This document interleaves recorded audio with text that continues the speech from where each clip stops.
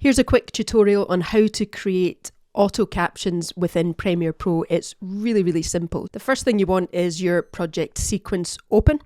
I'm going to just minimize this bit here. So we've got the sequence here. This is an educational video about the media that Colin has made for an on-demand platform. We can see the audio's in there. The whole thing has been edited. It's complete. So we're ready to add captions.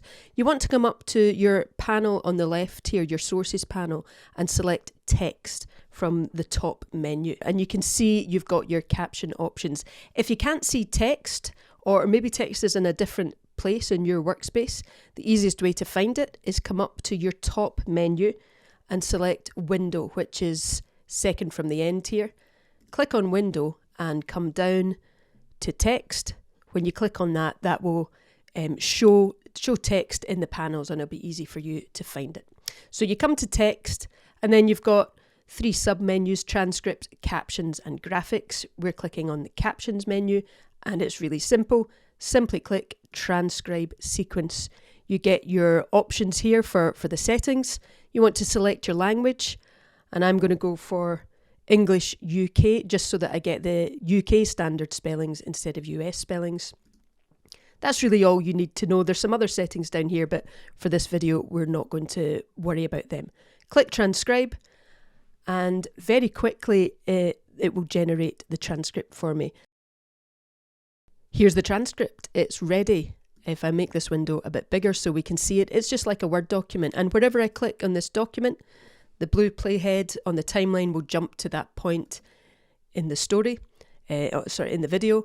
And I can just go through and edit it like a Word document. What I'm finding is that in the last year, the AI has improved so much that there isn't much editing to do. In the past, you would need to put in full stops, capital letters. Now, all the grammar is really almost 100% spot on, but you should check it carefully. Things to really check closely are maybe brand names that it might miss here, and numbers, but obviously the whole video should be checked through so that you don't have any mistakes. I'm going to look for the mistake now and show you how to edit it. So I found a mistake about 5 minutes in, and it's just some repetition here, possibly because Colin paused or hesitated within the video, so it can cause bother. And so all we want is it can cause bother. So we just want to double click here, and I can highlight that bit of text, and it can cause bother, and delete the rest of it. And there we go. So it's just like editing a Word document, and then you can continue with the edit. When you're happy that all the edits have been done, you come up to the top here to the CC Create Captions, and you guessed it, click here. You get another box for your settings. I'm just going to stick with all the default settings for this one, but you can see you can be specific about the maximum length of characters, the minimum duration of each subtitle as it pops up, a gap between the captions, and whether you want single or double lined. Create. And now we have the caption file as opposed to the whole transcript, where we can see all the individual timings along the side and the split of where the words are. And of course it's popped up here in the timeline, all the captions at the bottom.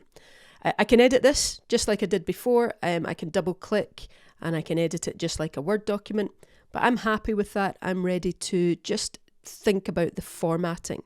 So I'm going to minimize this window a bit, and actually the default formatting looks really nice on this main video, but when I scrub through the video further, you can see a lot of this is a white background, so the white text on the white background isn't ideal.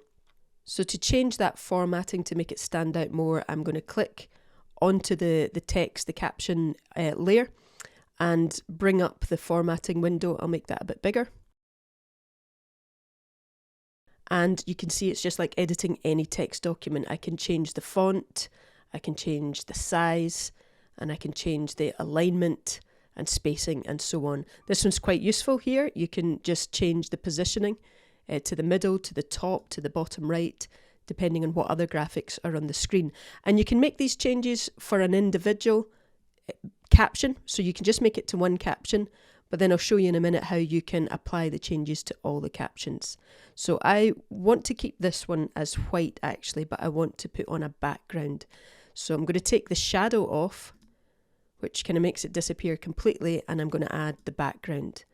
The background default is grey. I'm quite happy with that. I could change the colour by double clicking on this panel. but I'm just going to leave it. I'm going to make the size of the background a little bit bigger just so there's slightly more of a border. There we go there. And I'm going to add a slight curve to it just to soften off the edges. I like the way that looks. I'm happy with it. So I'm going to come up to the top here, just where it says track style. And we've got this upward arrow.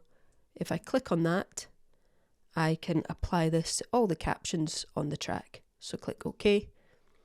And now if I scrub through, perfect. We can see all the way through the video, I've got this same formatting. If I go back just to check, it still looks good on this part of the video. Absolutely happy with that.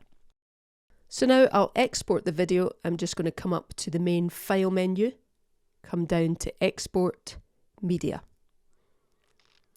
And the setting that I'm interested in here is the caption setting, which is about 4 from the bottom. If I close it down, you can see it's 4 from the bottom. Open that up. And I've really got 3 options. I can choose to have no captions at all.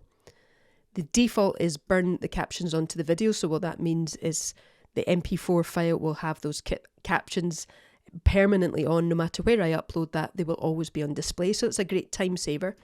Or the other option, if I want, is a Sidecar file, which creates a sub-rip file, which I can upload to YouTube or LinkedIn or Facebook, most social media platforms now, to add closed captions that the viewer can choose to toggle on and off. This is good as well for search engine optimization because the search engine can read those files, whereas the burned on option, they can't, so it doesn't help you in terms of that kind of search engine optimization.